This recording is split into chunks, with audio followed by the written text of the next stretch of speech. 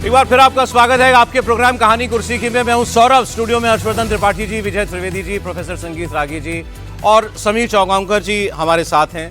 शुभेंदु अधिकारी ने पश्चिम बंगाल के मुख्यमंत्री पद की शपथ ले ली है। अब वो कामकाज अपना संभालेंगे और कामकाज मुझे ऐसा लगता है बीजेपी शुरुआती कुछ दिनों में बीजेपी की सरकार कुछ बड़े फैसले लेगी ताकि लोगों में ये मैसेज जाए कि ये बड़े काम करने के लिए आए हैं। जो वादे किए हैं उन पर बड़ी तेजी से आगे बढ़ रही है। उसके लिए हमें थोड़ा सा इंतजार करना पड़ेगा मुझे लगता है आज ही। लेकिन जब वो तस्वीरें आ जाएंगी अपने कार्यालय में, जब बैठ जाएंगे कुर्सी पहली पर, कैबिनेट की बैठक होगी। पहली कैबिनेट कहा था ना, पहली फाइल पर कलम से क्या किस पर दस्तखत होंगे। आयुष्मान भारत का पीएम ने बोल दिया था पहले ही। CAA, आयुष्मान भारत की 7th पे कमीशन और घुसपैठियों पर कोई बड़ी घोषणा जो है, ये सारी बातें उसके अंदर जो है वो हो सकती हैं। अभिषेक बैनर्जी ने अभी पोस्ट किया है, वो मैं आपको दिखाना चाहता हूं। लेकिन अभिषेक बैनर्जी, क्योंकि अपोजिशन से तो कोई बोला नहीं आज, ममता जी का कोई बयान नहीं आया, ममता जी ने इस्तीफा ही नहीं दिया अभी तक, तो वो मुख्यमंत्री मान रही हैं अपने आप को। तो लेकिन अभिषेक बैनर्जी जो लिख रहे हैं वो ये लिख रहे हैं कि ये बड़ा टफ इलेक्शन था, 30 लाख वोटरों के नाम काट दिए गए और इलेक्शन कमीशन और बाकी एजेंसियां जो हैं उन्होंने खुल करके पक्षपात किया है। डेमोक्रेटिक इंस्टीट्यूशंस को पार्शल नहीं होना चाहिए। ईवीएम में गड़बड़ी की गई है, कंट्रोल यूनिट का मिसमैच था। हमने मांग की है कि सब मतगणना केंद्रों की सीसीटीवी फुटेज जारी की जाए, वीवीपैट स्लिप दिखाई जाए लोगों को। और लोकतंत्र तभी बच सकता है जब संवैधानिक संस्थाओं में भरोसा कायम रहे लोगों का। लेकिन वो भरोसा बहुत बुरी तरीके से टूटा है, हिला है, ये भी वो लिख रहे हैं। और आगे वो लिख रहे हैं कि इसके साथ साथ पोस्ट पोल वायलेंस की खबरें आ रही हैं, हमारे पार्टी ऑफिस कब्जा किए जा रहे हैं, हमारे पार्टी वर्कर्स को डराया जा रहा है, मारा पीटा जा रहा है, उनके ऊपर हमले हो रहे हैं, ये वो लिख रहे हैं। और बहुत से, बिल्कुल देखिए ये इंपॉर्टेंट है, ये बीजेपी वाला आरोप इन्होंने लगा दिया कि हमारे कार्यकर्ताओं को बचने के लिए अपने घरों से भागना पड़ा है, पलायन करना पड़ा है। पलायन शब्द उन्होंने नहीं इस्तेमाल किया है, लेकिन ये कह रहे हैं कि उनको अपने घर छोड़ करके भाग जाना पड़ रहा है। No political worker in a democracy should ever have to choose between their safety and their political beliefs. क्या बात है, क्या बात है। अभिषेक बैनर्जी लिख रहे हैं जो नहीं, वो संयोग बड़े आईने के सामने खड़े थे। हाँ, बड़े आईने के सामने खड़े होकर सब लिख रहे थे। किसी राजनीतिक कार्यकर्ता को अपनी विचारधारा और अपनी सुरक्षा के बीच में चुनाव करने का दिन कभी नहीं देखा। सोचिए आप, जिस व्यक्ति के ऊपर आरोप ही यही लगता है कि ममता बनर्जी तो मुख्यमंत्री नहीं, लेकिन इस आदमी ने गुंडों का नेक्सस चलाया, इस आदमी की वजह से लोगों को अपनी जान गंवानी पड़ी। और ऐसा नहीं कि सिर्फ भाजपा कार्यकर्ता मरे, भाजपा कार्यकर्ता मरे, कम्युनिस्ट मरे, कांग्रेसी मरे और तृणमूल कांग्रेस के कार्यकर्ता भी मरे। क्योंकि जब इस तरह की हिंसा होती है तो कोई किसी को बचा के थोड़ी ना होती। तो अच्छा है, एहसास हो रहा है। नहीं, बट ये प्रोफेसर साहब बताएंगे। अभी 1 घंटा पहले प्रोग्राम में किसी मेहमान ने ये बात कही कि बीजेपी भी तो चुनाव हारी है, और कितने चुनाव हारी है। अरे मोदी प्रधानमंत्री बन गए उसके बाद भी तो कितने चुनाव हारी है। लेकिन कभी हार के बाद आपने कोई बहाना सुना हो, इस वजह से हार गए, ये फेयर नहीं था, या ये यहाँ बहुत एक तरफा व्यवहार के किसी भी लेवल पर कोई ऐसी बात आपने सुनी है? और हम लोग ये बात करते आए हैं भाई, आप अपनी कमजोरी से हारे, आप जनता का विश्वास हासिल नहीं कर पाए। ये एक लाइन की बात है, आप हारे। अमित शाह जी ने बहुत बढ़िया कहा था वो कल, तमिलनाडु में आप कब से सरकार में नहीं हो, बंगाल में आप कब से सरकार में नहीं हो, और आप कहते हो कि भाई वोट चोरी से हारे। तो क्या 40 साल से आप वोट चोरी से चुनाव हार रहे हो? केंद्र में कांग्रेस की सरकार थी, उसके बाद आप बंगाल का चुनाव हार रहे हो। केंद्र में कांग्रेस की सरकार थी, तमिलनाडु का चुनाव आप हार रहे हो। सिक्किम में आप कब से सरकार में नहीं हो, बिहार में आप कब से सरकार में नहीं हो। 50 साल हो गए और आप ये कह रहे हो कि भाई वोट चोरी करके भारतीय जनता पार्टी जीत रही है। तो मुझे लगता है अमित शाह ने जो कल जवाब दिया, बहुत शानदार जवाब दिया है। और चुनाव हार गए तो गरिमापूर्ण तो इसे आप स्वीकार कीजिए। राज्यपाल के पास जाके ममता बनर्जी इस्तीफा देती, आपको भारतीय जनता पार्टी से लड़ना, आप सड़क पर लड़ते, आप संसद में लड़ाई करते, जिस तरीके से आपको लड़ना है लड़ते। एक चुनाव हारने के बाद यह कह देना कि मैं इस्तीफा नहीं दूंगी, मैं चुनाव नहीं हारी हूं। आप शपथ ग्रहण समारोह में नहीं जाते, आप बधाई नहीं देते हो। मुझे लगता है ये लोकतंत्र का मजाक उड़ाती ममता बनर्जी, और यह बहुत गंभीर परिपाटी शुरुआत करने की कोशिश ममता बनर्जी ने की है। एक अरविंद केजरीवाल ने कहते कि मुख्यमंत्री रहते जेल में चले गए कि मैं जेल से चलाऊंगा, या ममता बनर्जी चुनाव हार जाती है और कहती मैं इस्तीफा नहीं दूंगी। यह गलत परिपाटी थी। लोकतंत्र में जनता के मत का सम्मान कीजिए। चुनाव में हार जीत लगी रहती है। 3 बार आप मुख्यमंत्री इसी मतदाताओं के दम पर बंगाल में बनी, और इसी बंगाल के मतदाता ने 15 साल का कामकाज देख के आपको हराया। लेकिन ममता जी स्वीकार कीजिए। समीर जी, ममता जी ने कहा था मैं इस्तीफा नहीं दूंगी, और उन्होंने अभी अपनी तरफ से इस्तीफा दिया नहीं है, अभी तक भी नहीं दिया। असेंबली डिसॉल्व हो गई, शपथ ले ली, तो आपको मतलब ही नहीं मुख्यमंत्री। लेकिन आप उनकी अगर उस पर जाएंगे, ऑफिशियल ट्विटर पेज पर, एक्स पोस्ट पर पेज पर जाएंगे तो उनका जो बायोग्राफी वहाँ लिखा हुआ है बायो में, chief minister of West Bengal 15th, 16th and 17th विधानसभा। तो शुक्र उन्होंने 98वीं विधानसभा कभी नहीं बता दिया अपने आप को, लेकिन यहाँ तो मान लिया ना उन्होंने, कम से कम जो वो एक, मैं तो कहूंगा बिल्कुल एरोगेंट बिहेवियर था ये कि मैं इस्तीफा नहीं दूंगी एनीवे। लेकिन शुभेंदु अधिकारी जो बात कह रहे हैं ममता जी को मुख्यमंत्री पश्चिम बंगाल ये बोर्ड लगा लेना चाहिए और नीचे छोटा सा पू लिख देना चाहिए, ठीक है बस ये ठीक रहेगा। लेकिन आप और कहीं भी क्या, मतलब अभिषेक बनर्जी जो ये लिख रहे हैं इसके अलावा वो और कहीं भी क्या? मुझे 2017 का एक लाइन बोल दूं कि 2017 की लखनऊ की शपथ ग्रहण समारोह याद आता है, जिसमें प्रधानमंत्री जी थे, योगी आदित्यनाथ पहली बार शपथ ले रहे थे, तो उसमें अखिलेश यादव की सरकार गई थी, लेकिन वहाँ मंच पर अखिलेश जी और मुलायम सिंह मंच पर गए थे और वो मंच पर जाकर उन्होंने बधाई दी थी। बताइए, मैं वैसे ही जिक्र कर रहा हूँ कि घटना याद आती है। बिहार में तेजस्वी ने भी नहीं, वो वैसे बधाई देते, वो मंच पर पहुंचकर भी उन्होंने मुलायम सिंह जी को बुलाया। मुझे मुलायम सिंह जी का तो याद आ रहा है, अखिलेश जी का नहीं याद आ रहा। प्रधानमंत्री को बुलाया।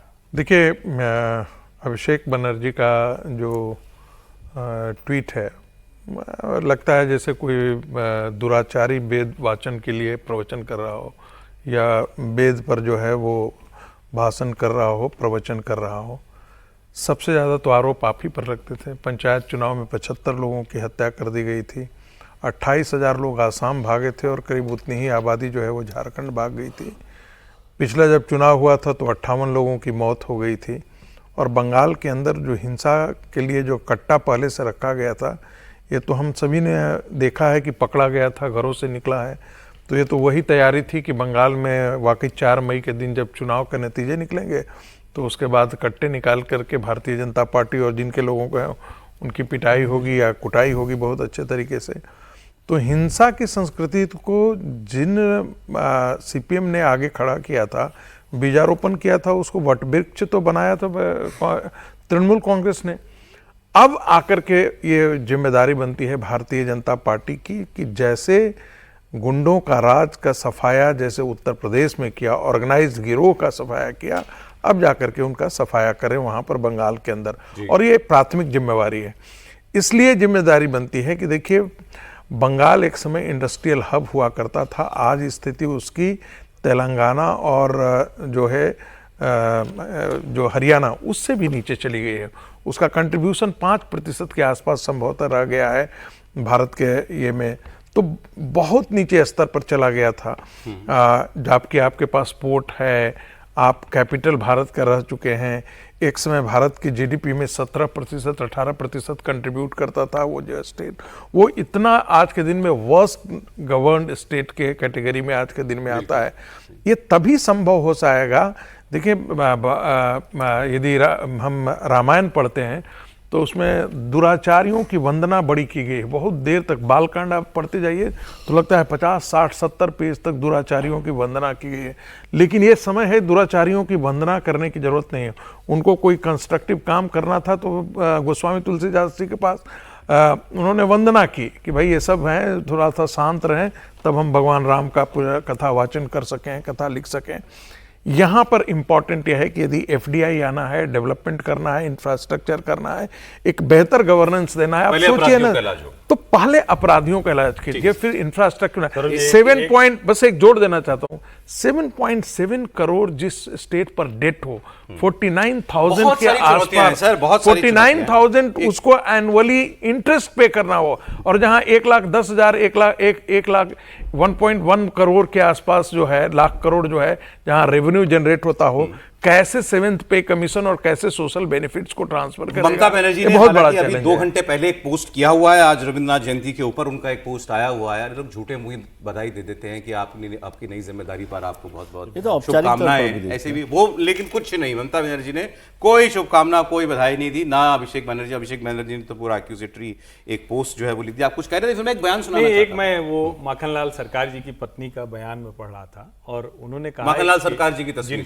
जिनको अभी सम्मानित किया प्रधानमंत्री नरेंद्र मोदी ने, उन्होंने कहा कि मैं बहुत खुश हूं, जैसे हर पत्नी होती है उसके पति को सम्मान मिले, लेकिन आगे जो वो कह रही हैं कि 16 वर्ष की उम्र से मेरे पति संघ से जुड़ गए और किसी भी दिन उन्होंने शाखा नहीं छोड़ी, जब तक संभव हुआ वो शाखा प्रतिदिन जाते रहे। आप जरा सोचिए मतलब बंगाल जैसी जगह पर, और कई बार हम लोग चर्चा करते हैं तो संघ करता क्या है, संघ किसको तैयार करता है। माखनलाल जी के मन में पार्षद, विधायक, सांसद ये सब बनने की इच्छा रही होती तो कहीं न कहीं कुछ न कुछ तो बंदोबस्त हुआ होता। चुनाव लड़ते हारते अलग चीज है, लेकिन आज वहां वो है, तो ये भी ऐसे अवसर पर बात करना बड़ा जरूरी होता। अब जरा टीम शुभेंदु अधिकारी की बात कर लेते हैं। उससे पहले शुभेंदु अधिकारी को खुद आपने तस्वीरों में देखा, कैसे प्रधानमंत्री ने शाबाशी दी।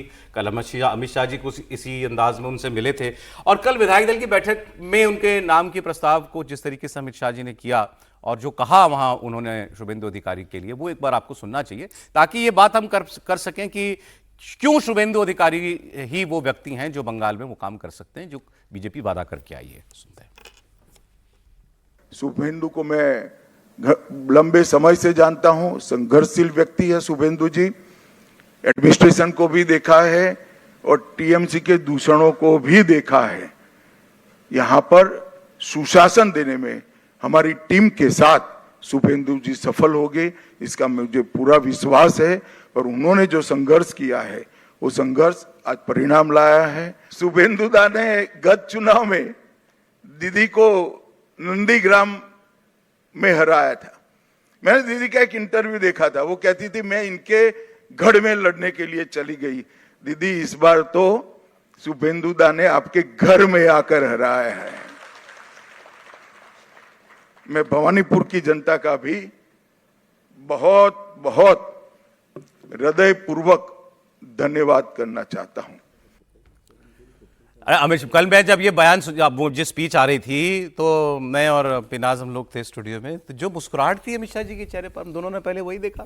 भाई इतना खुल के मुस्कुराते कम ही दिखते हैं, क्योंकि तो कल बड़े प्रसन्न थे वो शुभेंदु अधिकारी के नाम का ऐलान करते। इतने प्रसन्न वो अपनी नातिन के साथ दिखे। यही बोला पिनाज ने, एग्जैक्टली यही बोला। इसके अलावा जब बच्चों के साथ पूरा चुनाव देखे तो शुभेंदु और अमित शाह दोनों उस कोर टीम में रहे, मतलब अमित शाह जी ने उन पर भरोसा किया। और शुभेंदु अधिकारी, हाँ सर कुछ बता रहे। इनका बड़ा इंटरेस्टिंग किस्सा है अमित शाह से। मतलब 27 नवंबर 2020 की बात है। 27 नवंबर 2020 को शुभेंदु ने मैसेज किया स्वागत राय को कि मैं टीएमसी छोड़ रहा हूँ। तो बवाल मचा टीएमसी में। तो प्रशांत किशोर, अभिषेक बनर्जी, स्वागत राय ये शुभेंदु के घर गए, रात को बैठक हुई और शुभेंदु से कहा गया कि सुबह ममता बनर्जी आपसे मिलने आएगी, आपसे बात करेगी, मीटिंग करेगी और फाइनल कर देगी। दूसरे दिन सुबह स्वागत राय ने बयान दे दिया कि शुभेंदु अधिकारी नाराज नहीं है, वो टीएमसी में बने रहेंगे। जब शुभेंदु अधिकारी ने स्वागत राय को फ़ोन किया कि भाई ममता बनर्जी से मुलाकात होने वाली थी, ममता बनर्जी आने वाली थी मिलने, उसका क्या हुआ? तो स्वागत राय ने कहा कि भाई ममता जी ने कहा है कि अभिषेक बनर्जी की मुलाकात हो गई है ना, तो शुभेंदु अगर अभिषेक से मिल ले उतना ही बहुत है, मेरी मिलने की जरूरत नहीं है। अच्छा। तो जब ममता जी ने यह कहा तो उन्होंने तय कर लिया कि मैं छोड़ूंगा। फिर उन्होंने कैलाश विजयवर्गीय को फ़ोन किया, कैलाश जी ने अमित शाह जी को फ़ोन किया। अमित शाह जी ने कहा मैं शुभेंदु से बात करता हूँ। अमित शाह जी ने शुभेंदु को फ़ोन किया। उसके बाद 19 दिसंबर को अमित शाह जी कलकत्ता जाते हैं। शुभेंदु अधिकारी वहाँ भारतीय जनता, पहले तय होता है कि भारतीय जनता पार्टी के मुख्यालय में भारतीय जनता पार्टी ज्वाइन करेंगे। अमित शाह जी कहते नहीं, बंगाल में एक रैली होगी और वहाँ शुभेंदु अधिकारी भारतीय जनता पार्टी ज्वाइन करेंगे। फिर 19 दिसंबर 2020 को चुनाव के 6 महीने पहले अमित शाह जी कलकत्ता जाते हैं, वहाँ रैली में शुभेंदु अधिकारी भारतीय जनता पार्टी ज्वाइन करते हैं।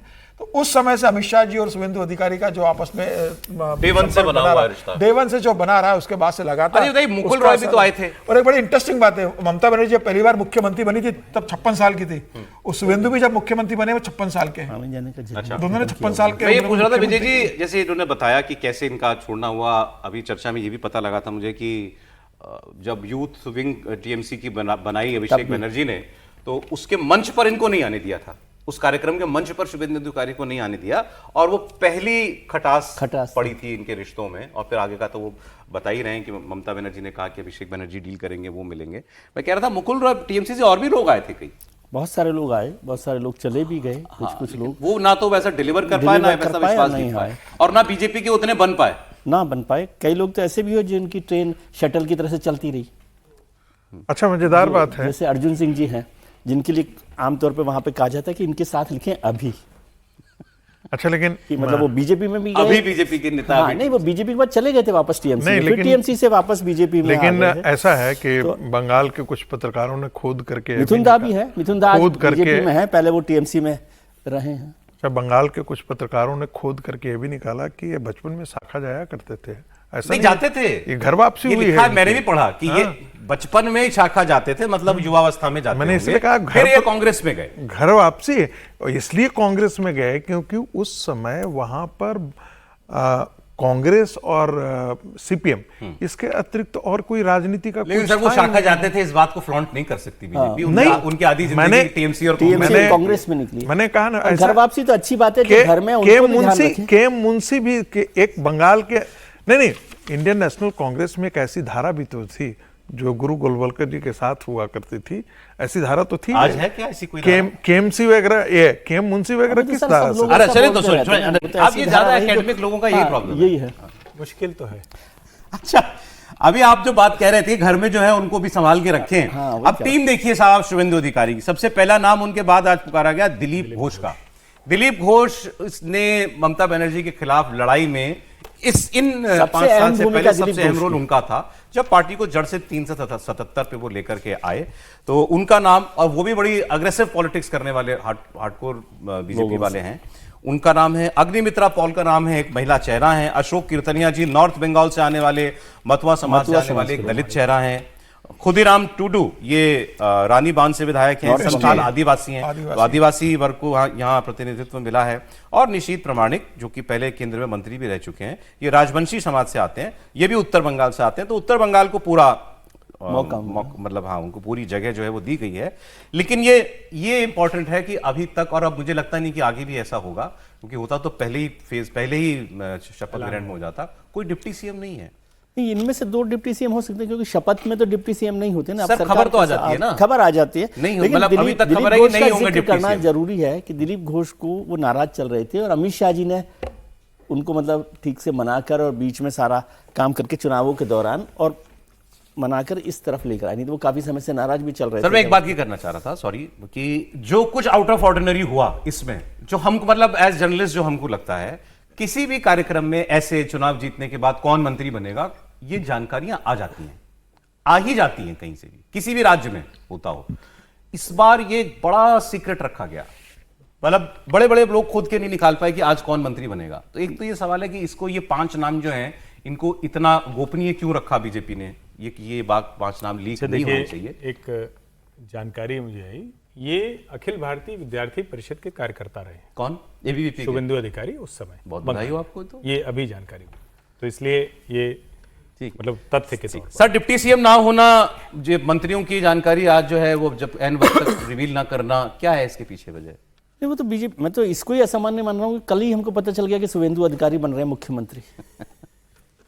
पिछले 14 साल में आपको कभी ये तय हुआ कि भाई वो जो मुख्यमंत्री बनने वाला वो चेहरा कौन है? सर ये गंभीर बात है। नहीं, ये गंभीर बात ये है। नाम, मंत्रियों के नाम भी आज जो है बिल्कुल सीक्रेट देखिए, पार्टी में सब चीजों को सामान्य कोई रिएक्शन का डर था क्या बीजेपी को? नहीं, रिएक्शन का डर तो आप उससे समझ लीजिए कि अमित शाह जी जिस मतलब इतने बड़े मैंडेट के बाद पर्यवेक्षक बनाए जाएं, इसका मतलब है कि सब चीजों को ठीक करने की जरूरत है। ये एक सेकंड प्लस प्लीज, ये तस्वीर अभी अभी आई है। प्रधानमंत्री जिन लोगों से मिल रहे हैं वो मैं बता दूं, बीजेपी के जिन कार्यकर्ताओं की हत्या हुई है, ये उनके परिजन हैं, उनसे मिल रहे हैं। तो जो लगातार यहां चर्चा हो रही थी ना, कार्यकर्ता का सम्मान, कार्यकर्ता का ध्यान रखना, कार्यकर्ता को धन्यवाद देना, ये सब उसी कड़ी में दिख रहा है आपको।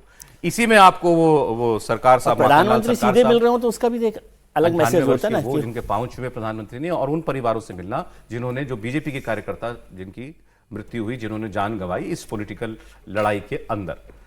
तो यही बात समीर जी भी कह रहे थे। मतलब इसका जिक्र वैसे नहीं है, लेकिन ये कंट्रास्ट नहीं है कि एक तरफ बिस्किट खिलाते हुए वाले से पार्टी से कोई दूसरी जगह चला जाए और एक तरफ कार्यकर्ता से प्रधानमंत्री मिल रहे हैं। खुल के बताइए। नहीं, हिमंता जी सबको पता, मतलब कहानी को कोई इतना नई कहानी नहीं है। मैं तो कह रहा हूँ ये कंट्रास्ट है ना, कि एक पार्टी का लीडर केवल इसलिए चला जाता है पार्टी छोड़कर क्योंकि उनका नेता उससे बात करने की बजाय अपने पेट्स को बिस्कुट खिला रहा था, बिस्किट खिला रहा था राहुल गांधी। हाँ। और वो जाता है, वो असम जितवा देता है, वो पूरा पूर्वोत्तर लेकर के दे देता है। और दूसरी तरफ प्रधानमंत्री उन कार्यकर्ताओं, इनसे तो कोई बहुत बड़ा फर्क नहीं पड़ने वाला है मेरे ख्याल से कि पार्टी में कोई आज सूरज किधर से उगा था?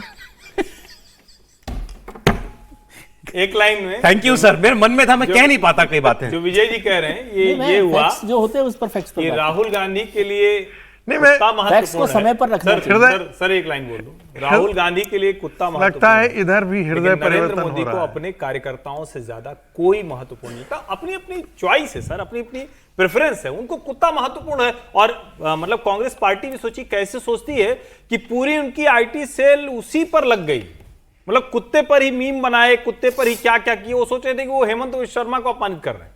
आप अपने कार्यकर्ता को अगर आप ऐसे देखेंगे तो आप दरअसल कार्यकर्ता को अपमानित नहीं कर रहे होते हैं, पार्टी को आप गर्त में डाल रहे होते हैं, और वो तो प्रमाणित हो रहा है। तो मुझे लगता है ये जो तस्वीर है सामान्य नहीं है। एक सर एक इंटरेस्टिंग खबर मिली है, वो बता दूं। शेख हसीना ने बधाई दी है शुभेंदु अधिकारी को। शेख हसीना जिनका तख्ता पलट बांग्लादेश में हुआ, अब तो वहां भी इलेक्शन हो गया, वहां बीएनपी की सरकार बन गई है, लेकिन ये भारत में जो निर्वासित जीवन लेकिन आप प्रधानमंत्री है इम्पोर्टेंट बात ये देखिए, उन्होंने भी उस पर पहले बधाई दी इम्पोर्टेंट बात प्रधानमंत्री को। इम्पोर्टेंट बात ये भी तो है वो ना ज्यादा महत्वपूर्ण कि है। जमाते इस्लामी बांग्लादेश, राहुल गांधी और ममता बनर्जी तीनों एक पेज पर आकर के खड़े हैं। ममता बनर्जी कहती हैं कि मैं इस्तीफा नहीं दूंगी, जब राहुल गांधी कहते हैं बिल्कुल नहीं देना चाहिए, जमाते इस्लामी बांग्लादेश कहता है बिल्कुल ही नहीं देना चाहिए, और तो और उसे आगे जाकर के कहते हैं कि आप स्वतंत्र देश घोषित कर दीजिए, 17 करोड़ मुसलमान तो हम आपके साथ आकर के लड़ने के लिए पहले कोई से सर तैयार हैं। पागल आदमी किसी ने बोल दिया। देखिए ऐसा नहीं है, उसकी जमीन है वहां, बांग्लादेश बॉर्डर के किनारे उसकी जमीन है। क्यों नहीं ममता बनर्जी ने इतना 15 साल रही, घुसपैठियों के खिलाफ कोई नहीं, क्यों नहीं? वो चाहती, बहुत ताकतवर नेता थी, वो चाहती कि बांग्लादेशी घुसपैठियों को हम बाहर कर दें, तो बिल्कुल हो जाता है काम। सर आप बाहर करने की बात कर रहे हैं, इनके कागज किसने बनाए, कैसे बन गए बंगाल में कागज सबके? वो किसका स्टेटमेंट मुझे भी याद नहीं आ रहा, किसी पुलिस वाले का स्टेटमेंट था, किसी का था सीनियर मतलब अधिकारी का, कि देश भर में जहां से हम घुसपैठी को पकड़ते हैं उसका आई कार्ड देखो तो बंगाल में बना होता है। अरे अमित शाह जी ने लोकसभा में कहा कि मालदा से अधिकांश निकलते हैं, ये अमित शाह जी का स्टेटमेंट है लोकसभा में। असम में तो निकाल दिए ना घुसपैठी 10 साल में। निकल जाएगा, सूरज आज वहीं से निकला है जहां से रोज निकलेंगे। सूरज वहीं से निकला है। नहीं, सूरज के निकलने पर सवाल नहीं, ठीक है सर।